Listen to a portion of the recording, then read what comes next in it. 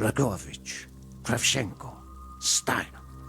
These men must die.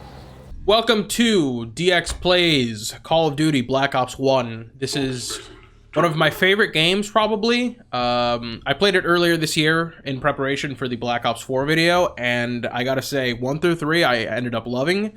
And today I want to play Black Ops 1 and just go through some of the things that I think make it a great game. We'll be playing two of my favorite missions, and we'll be breaking them down. You can stop all this now. Alright, so what we're gonna do, see, one thing this game does immediately, right off the bat, superbly, mission select. I remember 08 through 2011, now even going back earlier, maybe like 06, there were a lot of games that just had no fucking mission select. It was the worst thing ever. I don't get it. I don't get it now. I didn't get it back then. If you go here, you can just select your mission, whatever you want to play. This game has a lot of missions.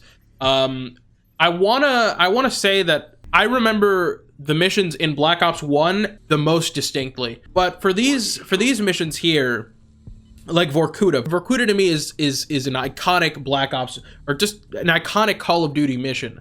Numbers is amazing. Project Nova is amazing. Rebirth. I love the missions in this game. They are fantastic. We're gonna get started here with Vorkuta. We're gonna set up Operation 40. Operation 40 basically has this on a mission in Cuba, which sets up Vorkuta, with the character Mason getting shipped off to this prison and some weird things happening to him. Actually, I will say right now, this game has 100% my favorite Easter egg ever, and it's something you may not notice while you're playing the game, but it has to do with the underlying twist of the game. All right, I've played this game on Hardened and Veteran, and I've never finished it on either difficulty. It makes my ass bleed, so we're just gonna do regular difficulty.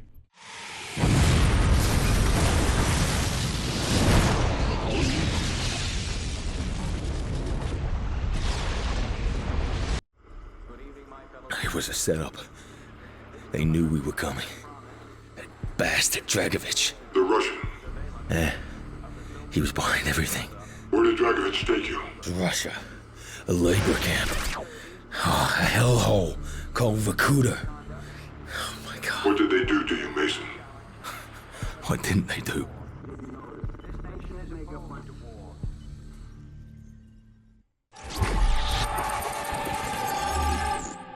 Why didn't Castro just kill you?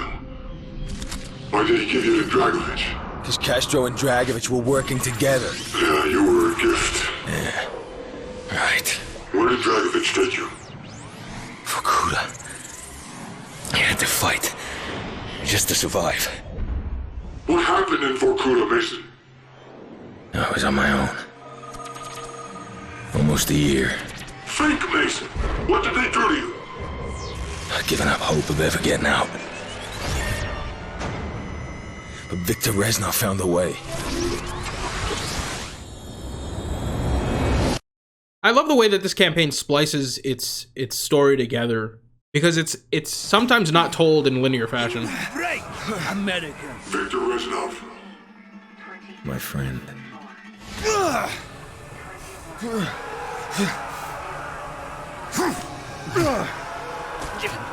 Reznov, legendary character. Like a child. Герой только через силу, понимаете? Собаки! Hey, сволочь! Эй, всегда ты, Резнов! Secure the keys, baby.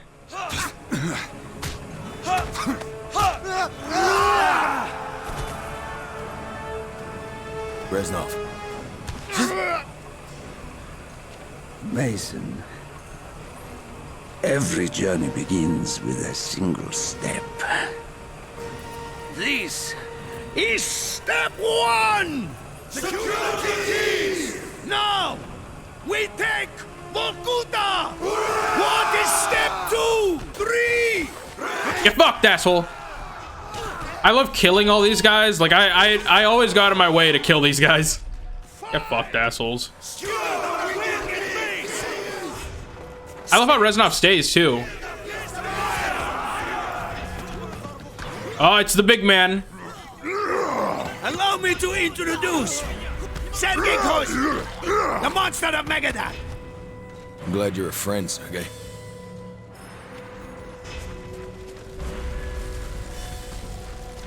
the presentation of this game in particular, differing from, say, Modern Warfare or Modern Warfare 2, is really interesting. Step 2. Ascend from darkness. Reznov, your men must know this is suicide. Victory cannot be achieved without sacrifice, Mason. We Russians know this better than anyone. Prepare yourself, man. I love the sequences in this game. So a lot of them seem like on rails, but Over here. they're really not. Like this sequence here, we just have to push the cart and we have to kill enemies at our sides. But it feels so good. And Reznov calls to you which flank you're getting flanked from. It's really nice. Right flank, all right. So, voicing Reznov is obviously Gary Oldman. Great performance.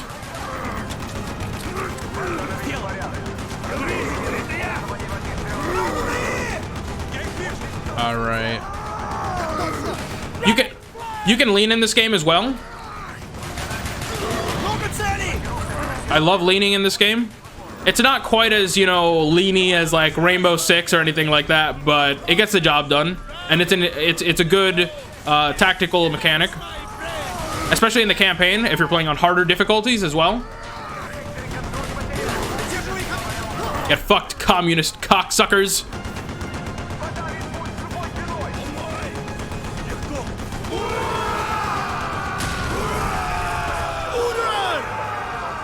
I have not played many. Never! Months of planning, Mason. Months of planning. I haven't played many like prison break missions in games, but this is one of the best ones. This is one of the best ones I've played. This probably is the best one. Because there's just so much you do. It's not just shooting. You also do the slingshot segment here. Then there's the shooting segment later on. Then there's the helicopter where you have to skewer the winged beast. Release the slingshot. Let's see if my aiming isn't terrible. There we go. That's one down. There we go. Get fucked. Eat shit, assholes. All right. This one we have to angle here, I think.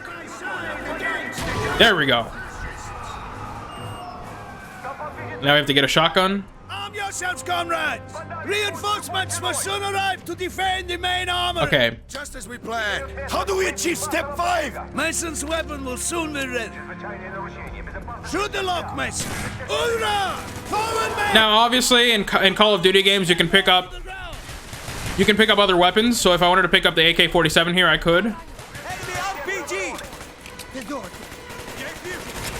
I love the gunplay in this game. Comrades.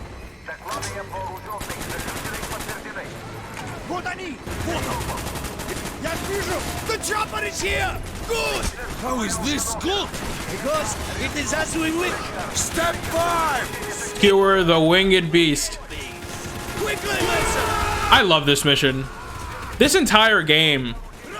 So I've gone on about the pacing in this game, but something that you notice in this game is that there's just no, because of the pacing is so good, there's no wasted moments. Operation 40, then Vorkuta. It's just an endless stream of action. And in my opinion, the best pacing that this game has is numbers into the mission flashback with Reznov and Dragovich. Fucked assholes. Grab the harpoon. Choose your moment. Get fucked. For 2010, this game does also a lot visually. I think Call of Duty campaigns in general, like I talked about in my Advanced Warfare video, just do a lot visually in their campaigns. You all know what to do. Now this is the big shooty boy segment. Push forward. Get fucked! If we think of COD, and I'm sure some people do as kind of like a power fantasy thing, then the immersion factor of this campaign, in my opinion, is one of the best things, because you actually feel like you're in the 60s and you're doing these missions and you're actually in the story as Mason, which is something that I think this game achieves amazingly. Get fucked, asshole. Get meleeed. Honestly, come to think, I probably could have played this on hardened. I would not recommend anyone play a COD campaign on hardened as like their first difficulty. I want to pump somebody with the shotgun. Let's see if I can get close enough to do it. They are trying to seal the door. Yep. Oh, Sergey, no! No! You cocksuckers! Get this door open. All right, now you can just snipe these guys from here. Upstairs. Let's go. There's that lean coming into effect there. I think Black Ops 2 was the last COD with lean. I'm not sure if Modern Warfare 2019 will have it. It wouldn't surprise me if it did. I think it adds a lot to fights. I think there's a lot of interesting tactics you can do with it, which is why it should be in games. Fucked. Oh, here's a slow-mo. That guy's a super soldier. Not anymore, bitch ass dude.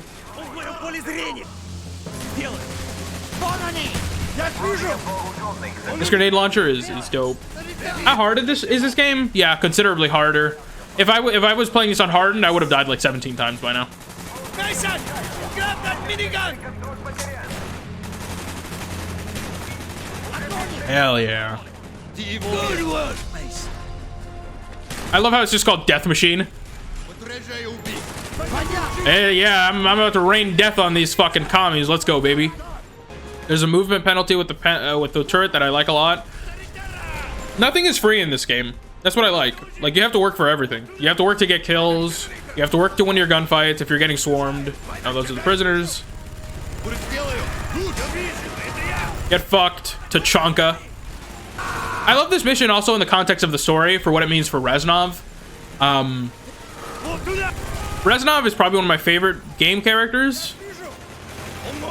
And I find it really amazing what they were able to do in just like 10 hours with the characters in the story.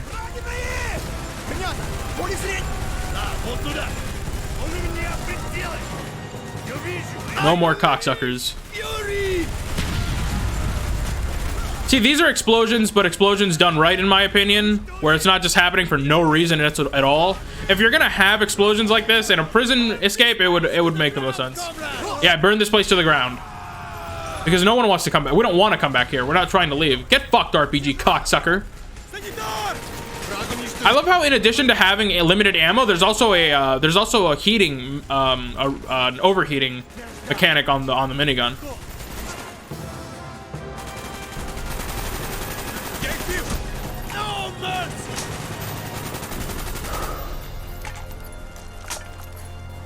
What a sequence. Oh shit.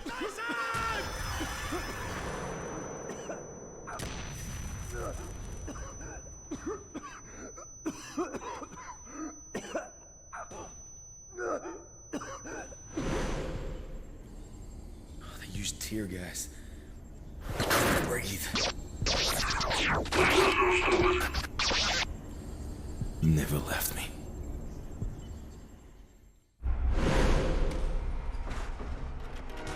The door will not hold them forever. We do not have much time. Within this shrine, to the hypocritical decadence of our Kutus leaders, lays the key to step 8. Freedom. I love this sequence.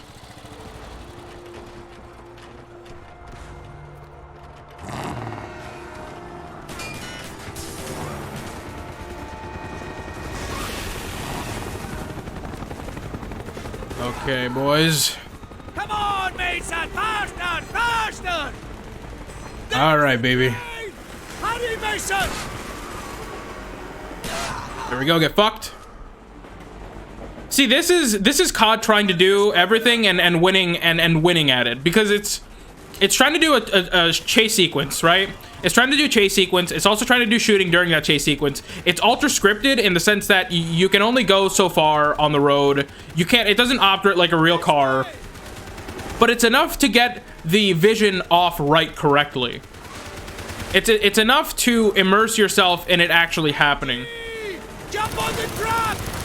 All right, so now what we're gonna do is we're gonna switch over to another mission. We're gonna switch over to Project Nova. This is another one of my favorite missions in this game.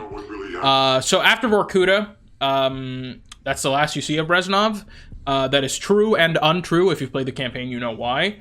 And Project Nova is a mission that takes place before the campaign, where you find out what Project Nova actually is, and it's something that sets up, the entire campaign.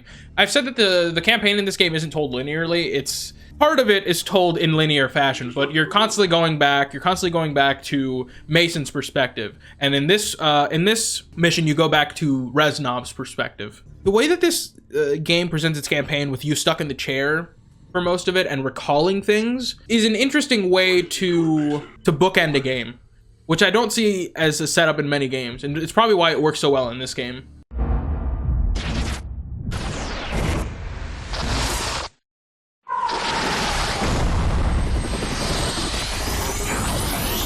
We know that Jason Hudson briefed you on the intel extracted from Dr. Clark at Kowloon. Hudson said that Clark was insane.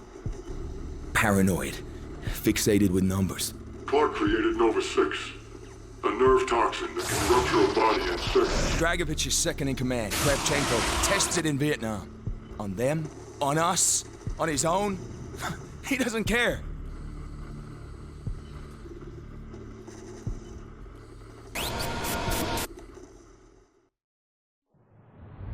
Vorkuta. Reznov told me at Vorkuta. What did he tell you?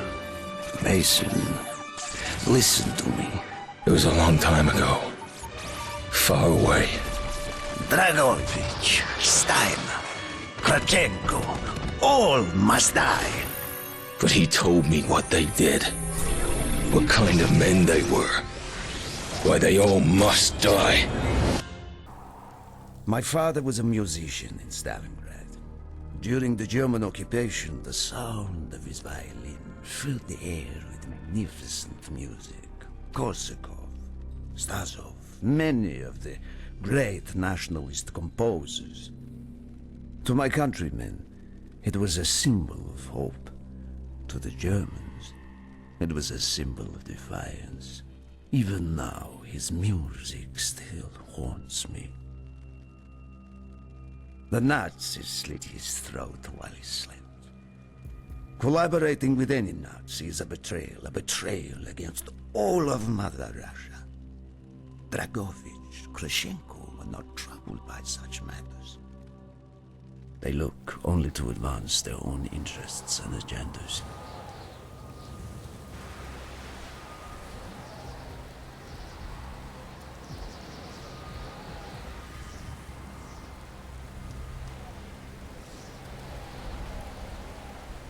Everything is loaded. They are waiting. Victor, it is time. Yes, Dmitri. Time to hunt down the last remnants of the fascist Reich. Nevsky, grab the gear. We are moving out. The men and I have fought through the most bitter of winters on the Eastern Front. We were no strangers to cold, but even now, the blood in my veins chills when I think back to the events of that day, far, far from home. Ah, the hero of Berlin graces us with his presence. Have you not tired of battle, Reznov? As long as Mother Russia has enemies, I will answer her call. Put aside your petty rivalry, Kravchenko. Captain Reznov will do as he is told. We are here for one German, and one German only. Dr. Friedrich Steiner. This man has offered his cooperation to our cause. He is not to be harmed. Disobey this order, and you will be shot.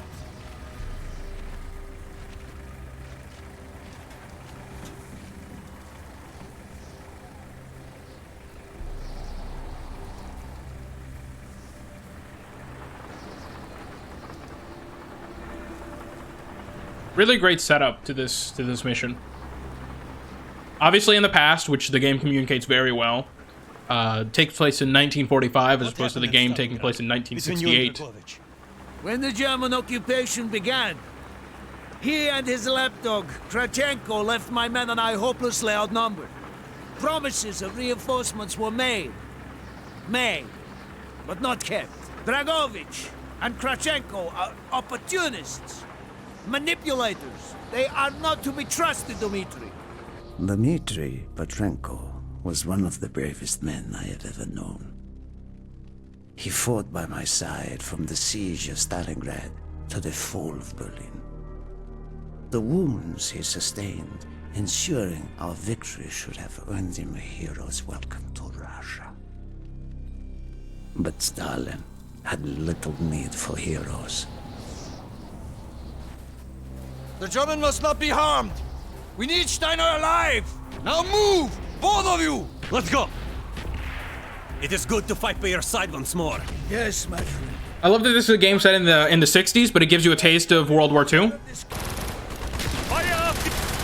Fucked Nazi cocksuckers. Fucked. They are trying to surrender. They have tried before. Do not let them. Fuck off. I would have loved to have seen this game remastered the same way that remastered is not the right term here. Remade like Modern Warfare. I think it would play amazing. I think it would look amazing, and I think it'd be a great way to replay this game with all the updated technology that you could have. About to lean. There we go. Got him. See, with leaning, of course, the prospect is that you don't have to expose yourself completely. You can really play this mission however you'd like, which is what I enjoy about it. You can play it with the long-range weapons. You can play them with the medium-range weapons. Crash all who stand in our way. That guy's still back there.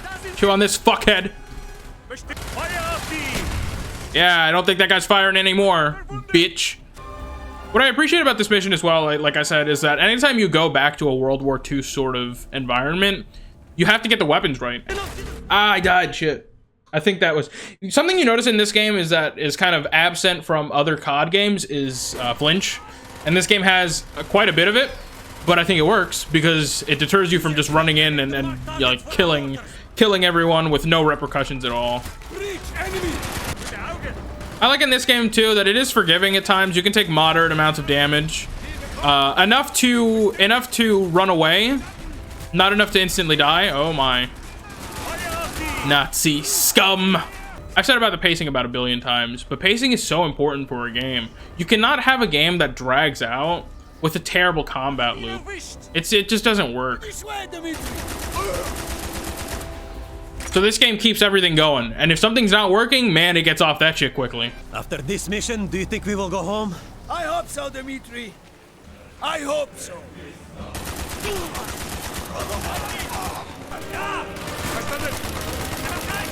I also like that, of course, that this game has a moderate amount of recoil and bounce to its guns. It's part of the reason its gunplay works, in my opinion.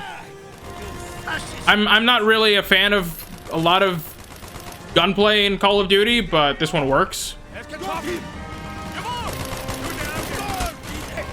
I like that this game is difficult. It keeps you in check, right?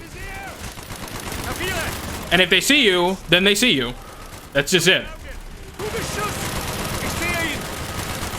There we go. Finally got that guy off the gunner. This gun feels so good when you're firing it. The MP40.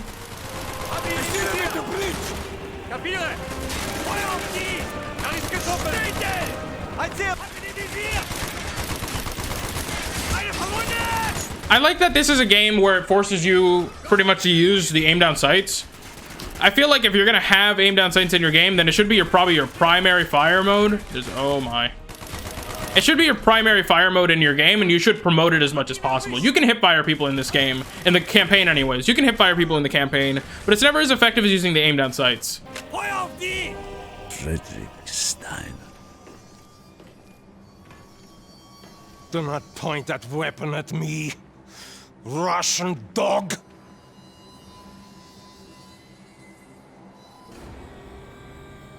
Steiner's a cocksucker.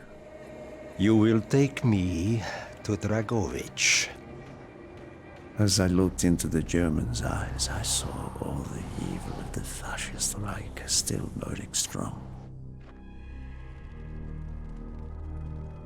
That moment, every fiber of my being yearned to put an end to his wretched life. But I was a soldier then. I still believed in orders.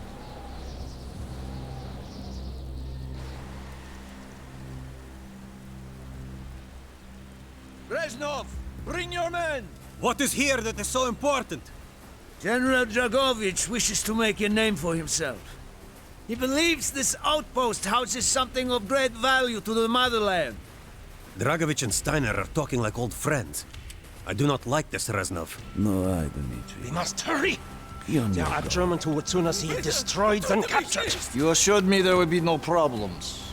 I cannot control the actions of the SS, General Dragovich. They are sworn to defend the Reich till their last breath. Noble, but futile. Kravchenko, finish up here. Reznov, you and your men will lead the way. Yes, sir! Petrenko! Vikarev! Nevsky! Volok! We are moving out! Steiner, tell me more about your association with the Giftiger Stern project. In 43, the Fuhrer realized the Allies could not be held back for much longer. We began to look for more unconventional solutions. Throughout the war, my own research was focused on chemical weapons. It was meticulous and frustrating. That's awesome. However, what we finally developed was a weapon more effective than we had ever dared to imagine. The weapon now housed within this vessel. Nova 6. For things that didn't happen, this game really illustrates this mission well, to the point where you think you're actually there. I love this mission so much. By grounding itself in reality, what this game is able to do is make you believe that this story actually could have happened. Long-range V2 rockets to be launched from this outpost. The targets were command and control centers. Washington, D.C. was our first target. Then Moscow. Ambitious and commendable, Herr Steiner. But we were too late. The British were upon us and their bombers crippled the ship. Locked in the ice, we tried to salvage what we could, but it was too late. Germany had surrendered, and a Russian flag flew over Berlin. The SS had orders to destroy the ship if we were attacked. Clearly, they failed. The explosives were never activated. This is it. Reznov, open the door. Great cutscene coming up here.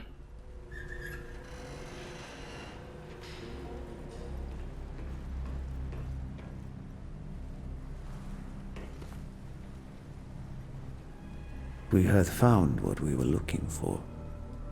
Nova 6. The German weapon of mass destruction now belonged to Mother Russia.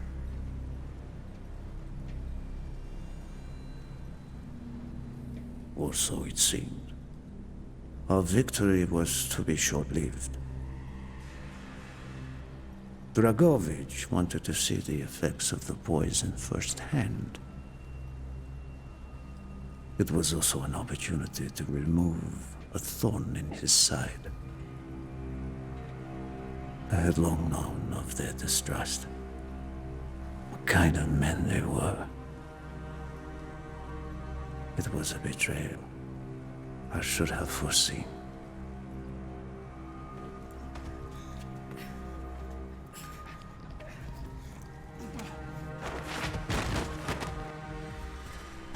Dmitri Petrenko was a hero. He deserved a hero's death. Instead of giving his life for the glory of the motherland, he died for nothing. Like an animal.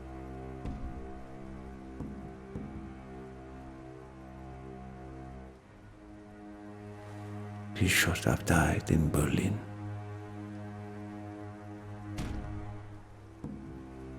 As I watched my closest friend die, it became clear we were not the only ones seeking the German weapons. The Western allies circled like vultures.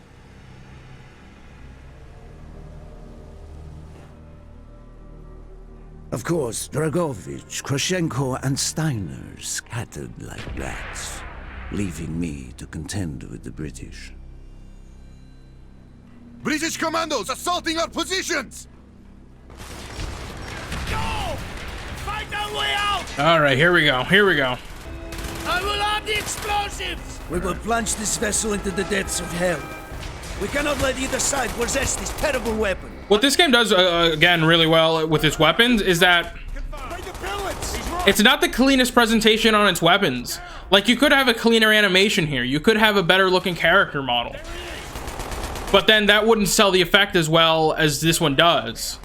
Like, I'm sure all these weapons are in Call of Duty World War II, and I'm sure the animations are pristine and all that, but it just lacks the grittiness, I think, of the way that they're used in this game. Now they're coming down here.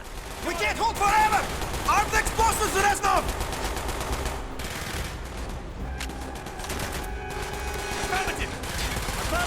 I love also that there's no way to tell.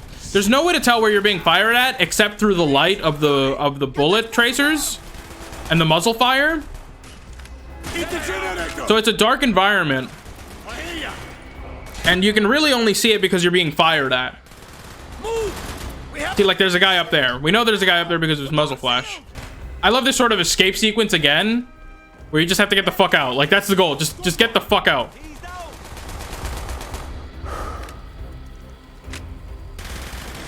Down the rope! See ya.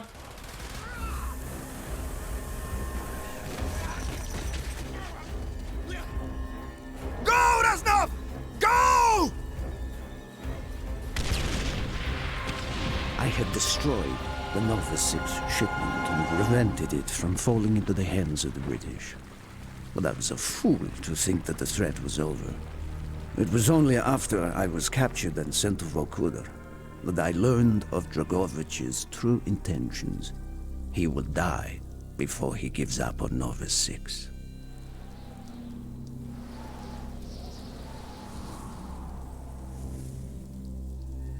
Mason, listen to me.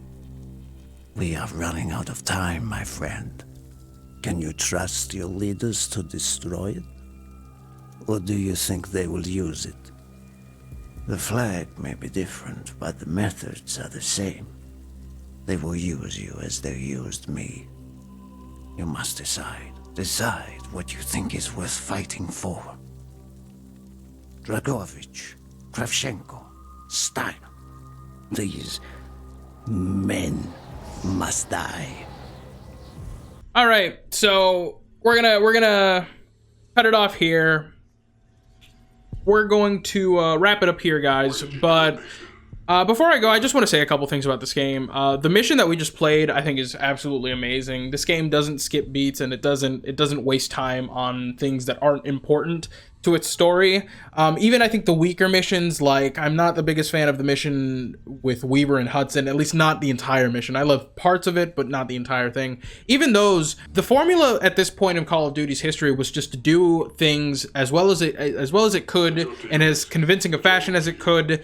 And if it wasn't working, it didn't last for very long anyways. So I love Black Ops 1. It's one of my favorite games, and I feel like if the goal of the Black Ops game, this one, was to try to tell a story that had never been told, late 60s, a story that actually dates back to the mid 40s, I think this game pulls it off amazingly. This is one of my favorite game stories of all time, especially what ends up happening at the end. So the Easter egg I was talking about before, and if you guys don't know the ending of this game, it's a spoiler warning right here. So the spoiler and the Easter egg that I want to talk about is, and this is my favorite Easter egg of all time because it's just so ingenious. Somebody must have thought of it, and whoever thought of it was just amazing.